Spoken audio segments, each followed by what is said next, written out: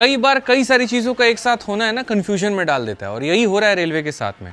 Back to back एक के बाद एक पेपर कंडक्ट कराने में उनके काफ़ी सारे डेट जो है वो पोस्टपोन्ड हो रहा है। अभी हाल फिलहाल आरआरबी टेक्नीशियन ग्रेड 1 और 3 का पेपर का डेट पोस्टपोन्ड हुआ। पहले के डेट कुछ इस प्रकार थे 5, 6, 7, 8, 9 मार्च को, लेकिन अब जो नया डेट आया उसमें 4 ही दिन पेपर होगा, जो कि होगा 6, 9, 10 और 13 मार्च।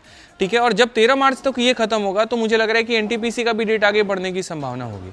चलिए, डेट आगे पीछे होता रहे, ये बड़ी समस्या नहीं है, लेकिन पेपर सही तरीके से होना चाहिए, बस हमारी चाहत यही है। ठीक है, तो ये थी आज की खबर भाई, धन्यवाद।